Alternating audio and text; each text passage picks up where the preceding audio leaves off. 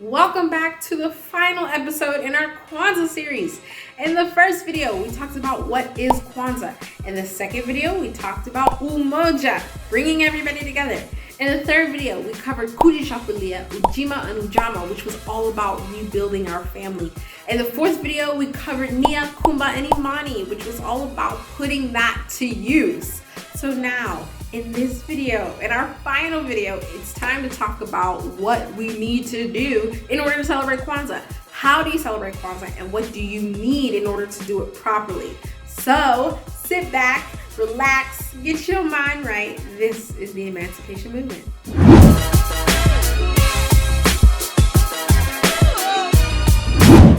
Okay, so this is the traditional Kwanzaa table setting. This setting is so very important because everything you see here symbolizes something. Nothing is here by accident, okay? So we're gonna break down each of these things and we're gonna talk about what they mean and why you need them, okay? So let's start with the mat. This table mat is so very important. It represents the foundation of our people, our community, our families, and everything is meant to be built upon it. That's why we set everything on top of it.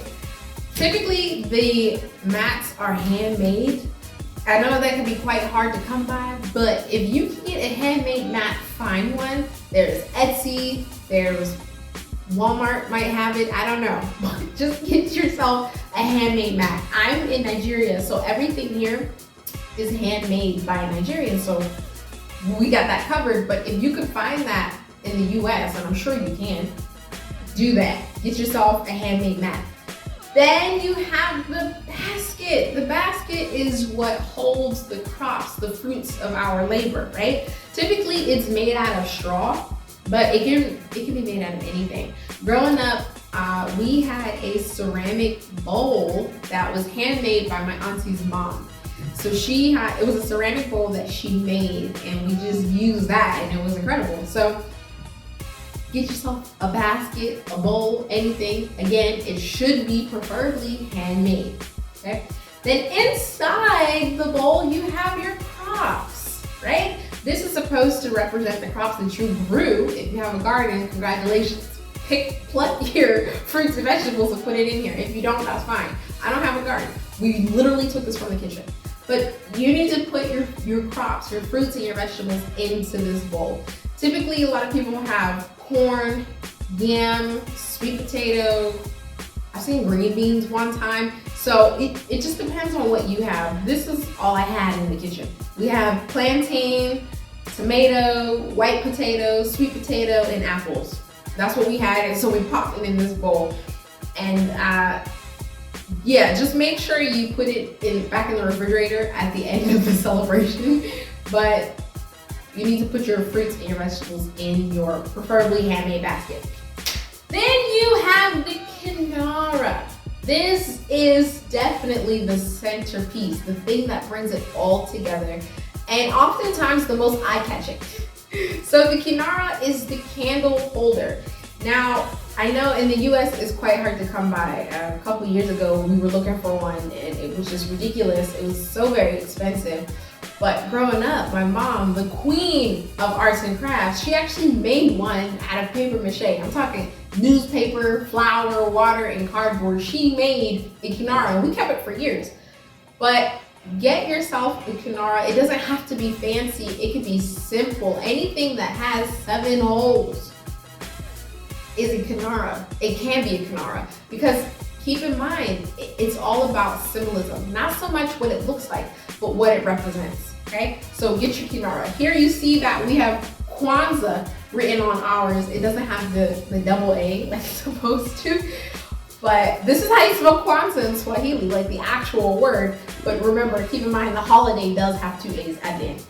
Our Kendara does not. Ignore that. So get yourself a Kendara. Because inside the Kendara, you have your candles. The candles, to me, is the most important part of all of this and holds the most meaning and representation. So you have the black candle. The black candle represents, of course, the black people. And that's why we light it first on Umoja, because it's all about the people, bringing the people together. Then you have the red candles. The red candles represent our struggle and the blood that has been shed in the past. They're lit on days 2, 3, and 4. Then you have the green candles, which represents our bounty. Similar to like the earth, but our wealth, our growth, our prosperity, green, right? So, and that's days 5, 6, and 7. If you recall, if you remember our previous videos, we talked about those sets of days. Days 2, 3, and 4, Kujichakulia, Ujima, and Ujama was all about rebuilding. That in and of itself is a struggle. Having to rebuild our community and come together and make things work, create a plan and enact it. That is all done during these 3 days. Then we talked about days 5, 6, and 7, Nia, Kumba, and Imani, which was all about after we're done struggling, we can then enjoy the fruits of our labor and actually start to grow. So those are the colors of the candles, and you realize or you recognize that they match that of our flag, red, black, and green. Now, what I'm not sure about, and if you guys know, please teach me because I've done research and I haven't been able to find it. I've seen some people light their candles black, red, green, red, green, red, green. Or some people do black and then like all the red and then like all the green. I don't know the difference between the two. I personally feel like it's up to you depending on what they mean to you. But if you guys know why some people do it differently, let me know. I'm definitely curious. I still got a lot of learning to do, so let me know why people do that. So that's what these candles represent, and they're very important. After the candles, you have the Unity Cup, Kikombe de Umoja. So this cup is used mainly for remembrance and sip. That's not what it's called. I call it remembrance and sip, like bait and sip. But no, it's just remembrance. So what happens is every night of Kwanzaa, you fill this cup up with your drink, whatever you want it to be, and you say the name of a person that has passed, and then you take a sip. Typically, you only have one cup, and it's shared among everybody, right? So if I say a name, I take a sip, then I pass it to you, and then you say a name, and then you take a sip. In this time, during COVID, please don't do that. Please get your own cup. Now, Unity cups don't have to be some big fancy cup. Like if you have a wine glass, use that. If you have a plastic cup, use that. Like I said, it's not really the item so much as it is the symbolism, the representation. So please make sure that if you're celebrating with other people, everybody should have their own cup. Get your own cup, okay? But, so that is the Unity Cup. It's very important, and I love that part. So that's everything. Everything, like I said, you see on this table, it's very important, and it's very hard to celebrate Kwanzaa without it. With that being said, if you're watching this video and you have enough time to obtain these items before Kwanzaa, please do. But if you don't, if you do not have time to buy all of this stuff or make any of this stuff, it's okay. Don't worry about it. Still come to the Zoom event because this stuff is not just mine, it's ours, right? This is all of ours. So just still come to the event. I will light the candle for us and we'll still do everything that we're supposed to do. We're going to go through every step, right? So starting on December 26th, ending on January 1st, that is Kwanzaa every year. And so we're going to come together via Zoom to celebrate it every night at 4 p.m. Eastern Standard Time. So please click the link in the description to save your seat.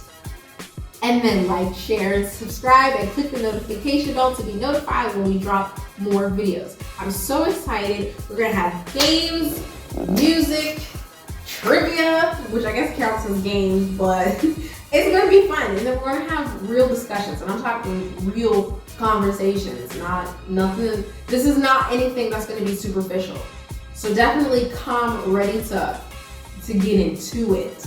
Right? So I'm so excited. I can't wait to see you guys there. Talk to you soon. Bye.